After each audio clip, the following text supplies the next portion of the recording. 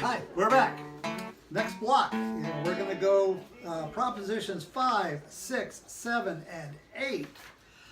There is no 9 because it got taken off the ballot by the California Supreme Court as being stupid. I'm not prepared to argue. That's kind of what they, Yeah.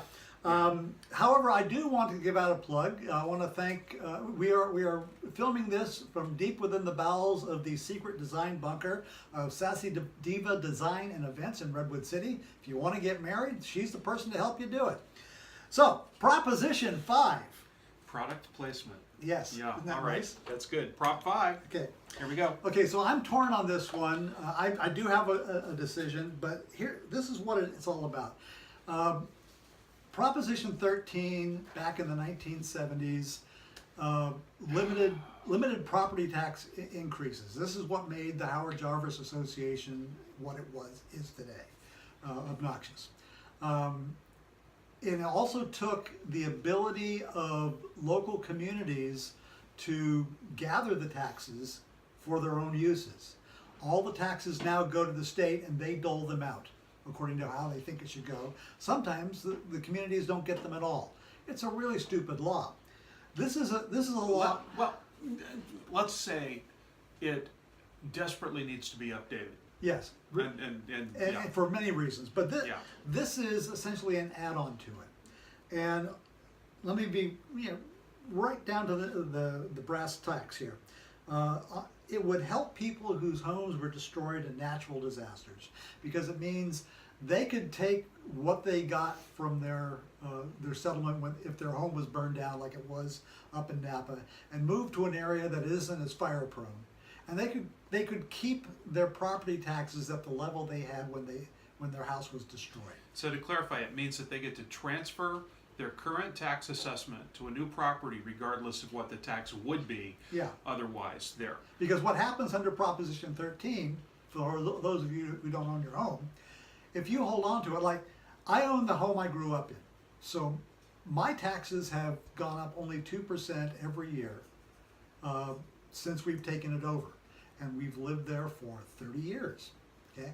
Now, if I were to move and somebody bought my house, that property tax assessment would jump up. That's what Proposition 13 allows for. Okay, so people who move on a regular basis, they don't notice this all this much. But this is for people that have owned their homes for a long time. So that means they don't get hit with a big property tax bill when they come out. And like I said, for people who have lost their homes in a natural disaster, that's probably a good thing. However, this whole thing even with Proposition 13, actually for somebody like me, because I'm 66 years old, I can do that all over the state now. I carry my assessment with me no matter where I go. I don't plan to move, but I could do that. And what this does is it actually sets up a possibility for me to become a speculator, where I can go and buy a home, fix it up, and then resell it. And I don't pay much in the way of property taxes. I can just keep doing that going forward for the rest of my life.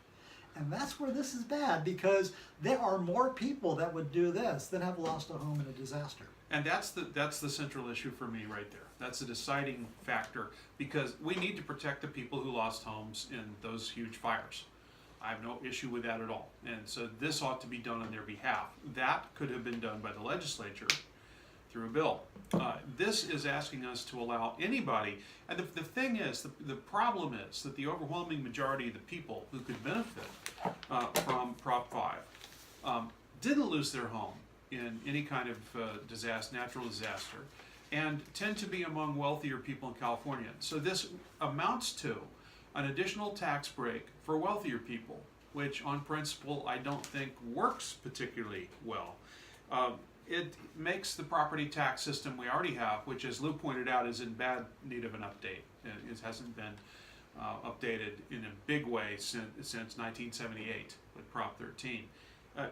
It takes this system and makes it even worse, and makes it even less equitable. And I just can't stand the idea that this is something that will benefit the state. It just doesn't make sense to me at all. and I again go to who's spending money on this. So the money in favor is overwhelmingly from people such as the California Association of Realtor Issues Mobilization PAC, the realtors. It is overwhelmingly from other realty groups, and it's a lot of money. It's over $13 million. And, Okay. and let's be clear about this. I have nothing against realtors. In fact, as a disclaimer, I have had a lot of realtors as clients of mine for my communications business. This bill definitely benefits them because it makes it easier for elderly people to sell their home or to speculate, and that's how they make money. They're just older people. But if you take if you take a look at the people who are against this bill or this proposition, you've got the League of Women Voters, and for me, the guy who he's kind of like the opposite of Gary Wesley, Tom Campbell, former state senator, ran for president, ran for Senate. Ran for governor, ran for everything. Yeah, He's a little more conservative than many other Republicans in California. He is probably the last reasonable person who can be called a Republican left in California. Is he still alive? Yeah, he's still alive because Okay. he's on the ballot here as being in opposition to this. Oh, that's right, he is. All right. So, and I have a great deal of respect for him, and so for me, Proposition 5 is a no-go. Thank you, Tom, for taking me off the fence. I think I indicated pretty clearly I'm a no on this, and one of the critical things that turned my attention was several different political action groups that I'm pretty familiar with their track record, and at least to respect their analysis, even if I don't always agree with it. They lined up against this one for the stated reason. Yeah. Okay. What's next? Well, we're dealing with the Arabic numeral system, so I'd say 6. is Okay. next. Yeah. All right, this one, oh my God. Yeah, I put my glasses on again. Yeah. Yeah.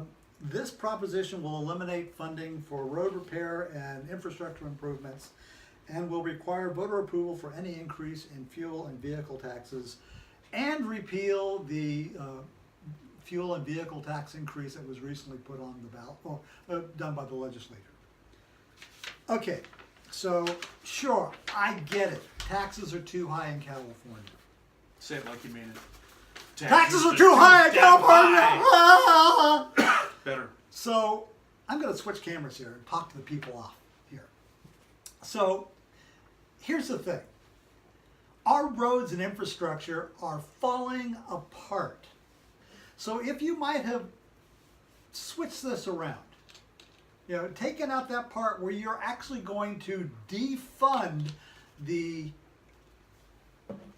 repair and construction of our infrastructure, and taking that all together and just say, let's repeal the road tax and the gasoline tax, I might have said, you might have a point.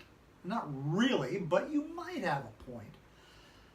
But to take $5.6 billion out of the current budget that's being used to repair the roads, $3.6 billion of it is supposed to be coming to California or to the Bay Area. What's wrong with you? What is wrong with you? Craig? Okay, so well, and we agree on this. We're both opposed, and so the glasses will come back on right at the end. But I got to read this. So, again, what do we look at when we're making decisions about these? I've got a little form I actually fill out with each of them. The content of it, the title of it, of course. Then, who are the proponents? What kind of money is being spent in favor of that, and by whom? And who are the major donors? Who are the opponents? What kind of money is being spent against in the major donors? Other on-the-record endorsers. And this makes it actually pretty clear. You just look at those things very, very quickly. So many Republican lawmakers are proponents. The California Republican Party has endorsed it. The political parties don't always endorse ballot props. Most of these, neither party made an endorsement. In this case, they did. Opponents are the Democrats. But you also have some other interesting groups. You have, for example, the National Federation of Independent Businesses is a proponent.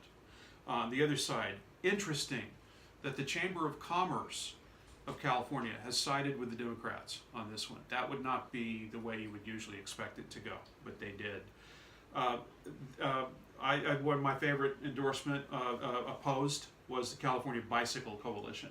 As if you think cars have trouble on the roads, imagine what the bikes are dealing with. The money against is substantial. The money for isn't minor league. It's over $4 million, but the money against is $30 million and includes a huge number of different groups. And the last thing I checked was newspaper editorial positions can be instructive, especially if you know if the paper is already a little liberal or a little conservative or kind of runs down the middle of the road.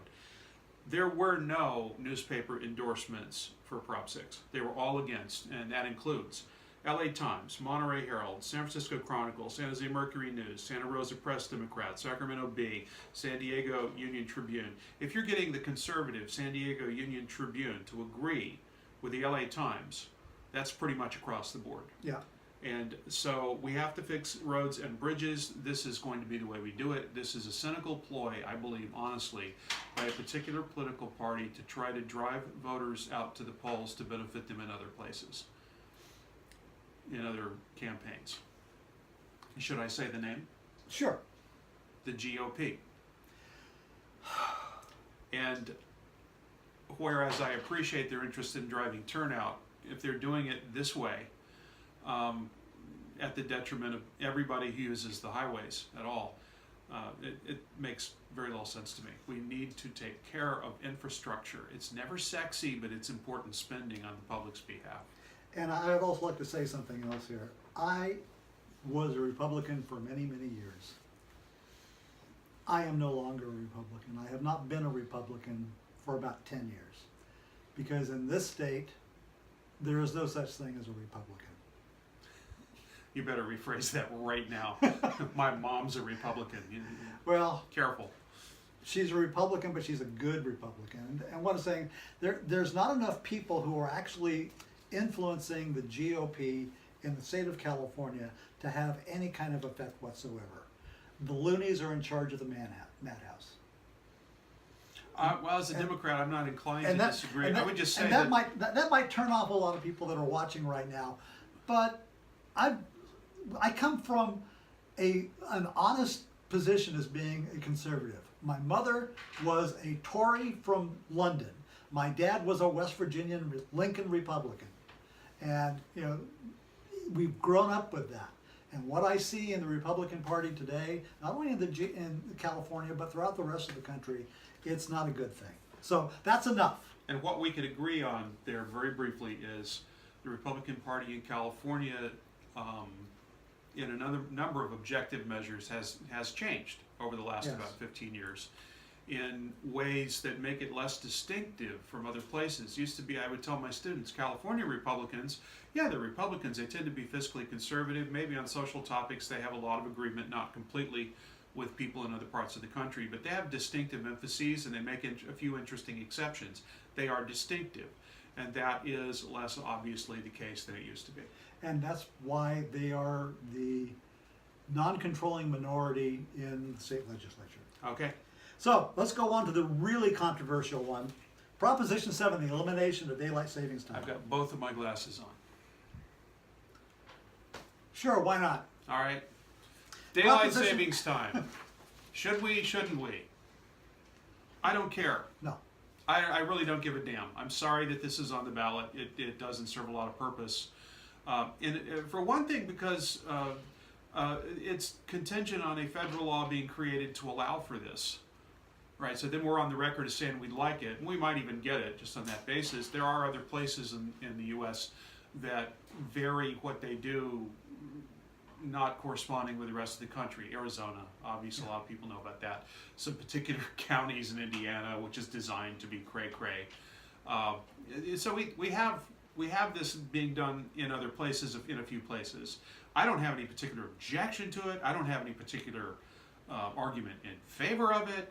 It's a massive, with all the other stuff in the ballot, some of which is really important, I don't give a flying bleep about this item.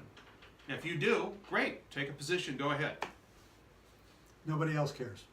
Anyway. Are we done? No, no, we were going to Proposition 8. No, I meant done with 7. Oh, I think we're overdone on target. 7. Yeah, all right, By the way, this is a little role play here for a good purpose. You don't spin your wheels on the ones that just aren't that big of a deal or aren't that interesting or aren't that difficult. You just move right along. There's no reason to micromanage this. By the way, no money has been spent on this in any direction. That tells you something. The reason it's there is because the legislature couldn't make up their minds. So they threw it to us, and it's like, no, guys, ladies, folks, do your job. Do your job. All right. Okay. Proposition 8. Okay, I'm a capitalist. I think people should be able to make a profit. I'm glad that they make profits.